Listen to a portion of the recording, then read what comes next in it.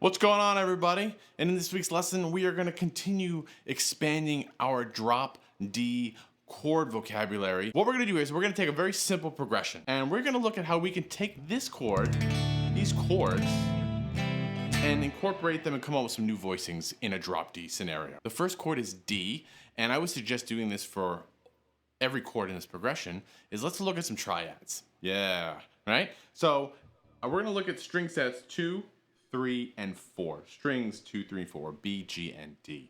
Okay, so if we look at our D chord there, we can play 4, 2, 3. Those three notes make up a D chord. Okay, and if I shift all those notes up, I get 7, 7, 7. Right? Another D chord, and then I can come up here and I can go 12, 11, 10. Okay? Those are the only three ways you can play a D major chord on that string set. But because we're in the drop tuning and the open strings sound nice, if I just play all those,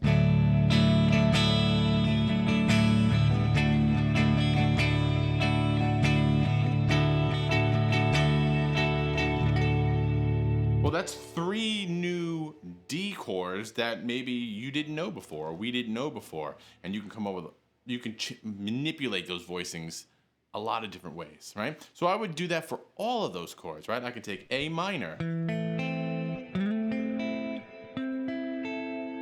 Right, so that'd be 2, 2, 1, 7, 5, 5, 10, 9, 10. Those are the three inversions of a minor triad on those string sets. And again,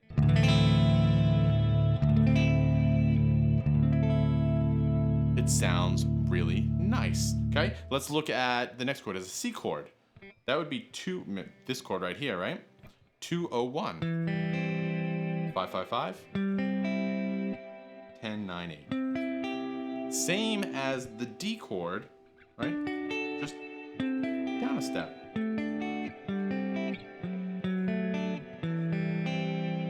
Okay, very nice.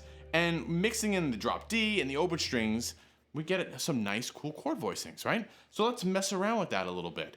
Let's take that progression. We'll just let the D ring over everything, and we'll come up with some cool voicings, okay? The first one I'm gonna do is this one. Okay, I have open D, open A, 4th fret on the D string, 7, 7 with my ring finger pinky, and then open E string. Okay, now I know this chord is none of those triads that we just looked at. You're welcome. But that's the only one. Okay, so we're gonna start out here, and then we're gonna jump to the D chord here in 12th position. Right, 12, 11, 10. All right, so we'll do.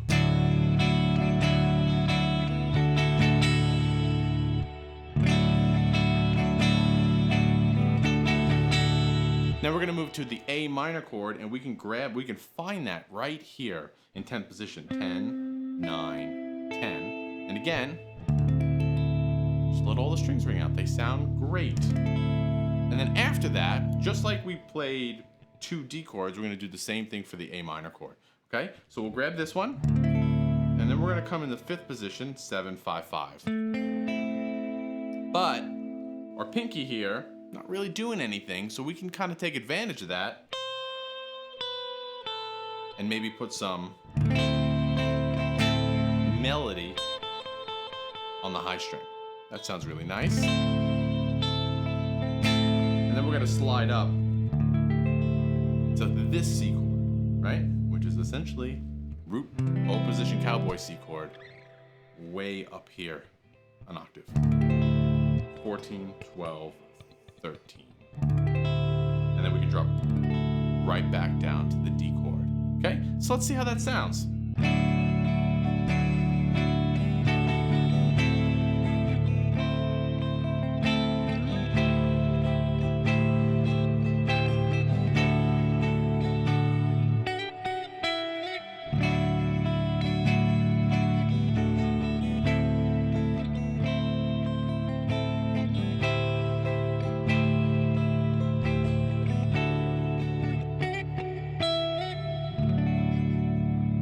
Nice. And to me, that's a really interesting way to spice up or make a chord progression slightly more interesting. And at the same time, we're kind of learning our chord inversions and we're mapping out our fretboard, right? Much more interesting to my ears than just strumming those cowboy chords, right? There you go, expanding our drop D chords, expanding our fretboard vision with some cool chord voicings, all right? If you dig what's going on here, please hit that subscribe and like button. Down in the description below, you can find links for all the tabs. And as always, let me know what you come up with. So until then, I'll see you next time. Thanks a lot.